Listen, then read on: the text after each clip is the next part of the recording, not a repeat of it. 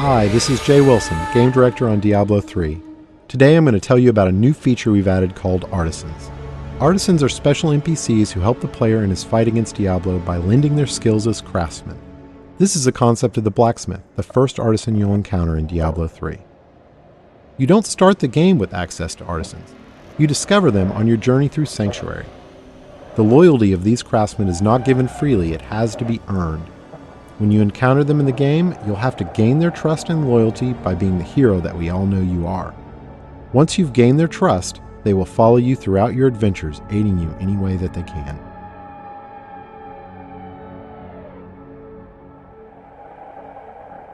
We knew we wanted to add a crafting system to Diablo III, but we felt that the idea that the player would have a side job on top of the immediate pressure of saving the world didn't really fit the tone of a Diablo game.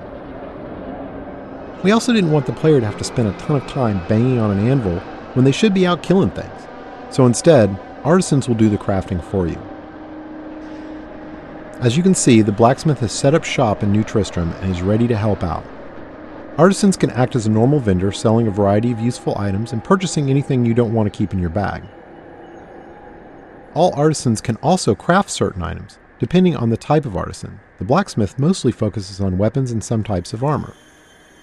On top of that, all artisans have special abilities unique to them. The blacksmith can repair items, but most importantly, he can add gem sockets to some item types that do not already have sockets, regardless of the quality of the item. In addition, all artisans have training options so you can upgrade them, and talk options for that all-important gossip about what's happening in the world of Sanctuary. Let's talk about crafting first. Crafted items are meant to be an alternate way for the player to acquire items. Artisans learn recipes for items as they level up, but some of the best recipes are found in the game world as drops off of monsters. Once an artisan has learned a recipe, he can craft it as long as you provide the materials and some gold to cover his expenses. In keeping with Diablo tradition, we didn't want a crafting system that produced completely predictable items, so most items your artisan creates will have a series of set and random properties. Here we see a few items that have some set, but mostly random properties. These could be good for any class depending on what properties they produce.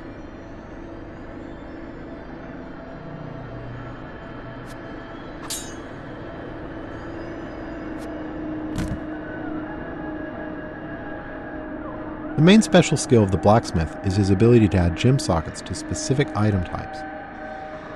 This is regardless of quality of the item, so a rare or legendary weapon could have sockets added to it. This allows gems to be used to a much greater degree in Diablo III than the previous games.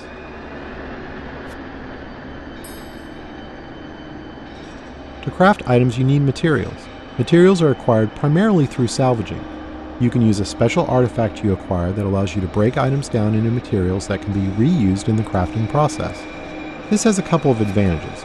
Less trips to the vendor to sell items because you can easily break them down while you're adventuring, and any items you don't need you can recycle in the hopes that they can be turned into something better.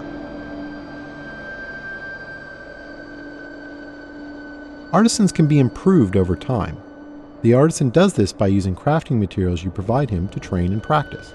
As you can see, once you've acquired the right materials, the upgrade process is quick. The goal here is to put the time investment into acquiring the materials you need through fighting monsters, not have you spend tons of time in town with your vendor. One of the great things about artisans is that they are visualized in the world.